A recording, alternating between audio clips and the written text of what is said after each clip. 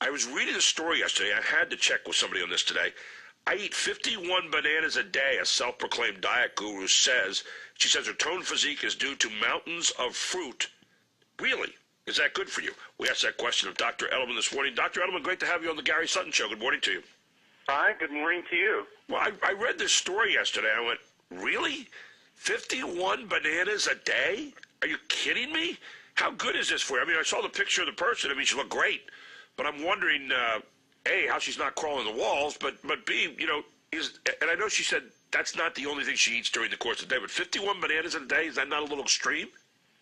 Yeah, and so your reaction, you know, you just think, boy, that's crazy. It's funny how the human mind is actually intuitively intelligent. If it sounds crazy, it is crazy. Bananas have a lot of sugar in them, and my book, Sugar Rehab, 2 words, really is trying to get people to eat a low-sugar diet, right, and become aware of the hidden sugars in foods. Do you know how many teaspoons of sugar there are in your average banana? Go ahead.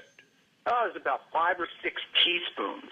Wow. And so that, yeah, you absorb that. You know, there's a sugar in a banana that tells your brain that you're not full, so you tend to overeat.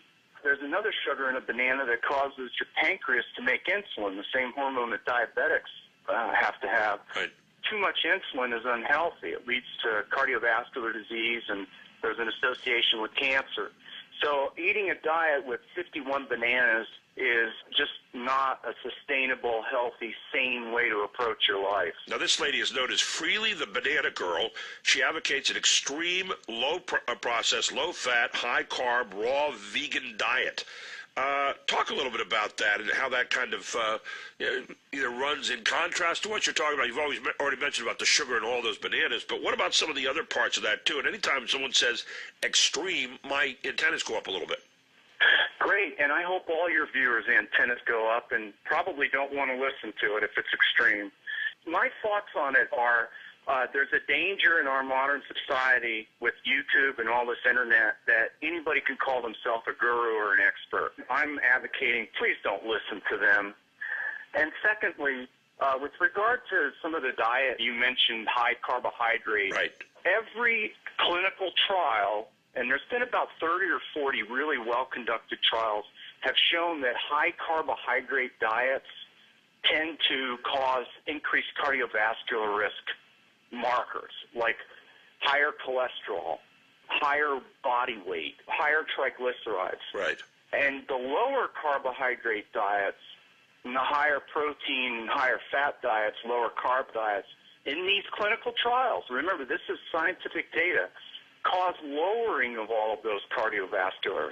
So it's the complete opposite of what this lady is claiming. This Freely the Banana Girl consumes between 2,000 to 5,000 calories a day. She said she remains raw until 4, meaning she eats no cooked or heated food whatsoever until 4 p.m. She usually eats mono meals, she calls them, consisting of a huge amount of a single fruit, such as 2 entire pineapples, 5 mangoes, 2 liters of orange juice, 1.4 kilograms of apricots, and 20 bananas. And then after 4, she'll eat a cooked meal again, usually a single ingredient in large quantities. Again, large quantities, such as 3.5 kilograms of potato baked in the oven. I mean, again, it's nice to say, well, I'm going to these extremes, but, you know, can you subsist on that over a period of time? Is that really the way you want to go? No, it's not. The idea behind this is there's a lot of problems in our society. Anorexia is a problem. Right. And we don't know how far and how long people are running. You know, we don't know exactly what's going on in the lives of some of these people on YouTube, but be aware that anything extreme like this, be very skeptical, and also be aware that there are rampant diseases, and you just don't know what the psychology is behind these extreme people. Last question, Doctor. How much is too much when it comes to fruit in your diet during the course of a day? Yeah, so I list in my book, again, it's Sugar Rehab, 2 words, available on Amazon. Good. Okay fruits and not okay fruits.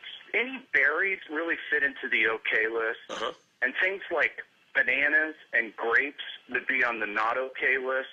Again, that all has to do with the teaspoons of sugar per serving that you're consuming with these fruits. So okay fruits, berries, not okay fruits, grapes, bananas. Okay fruit would be melons. good thing to have with a good, healthy protein breakfast. There you go. Good stuff. Dr. Edelman, really appreciate you being with us this morning. Thanks for adding a little bit of sanity to this whole thing. I appreciate it, and you explained it well, so we'll look forward to talking to you again. It's great talking to you. Have a good day. My honor. Take care. Dr. Gerald Edelman with us on the Gary Sutton Show.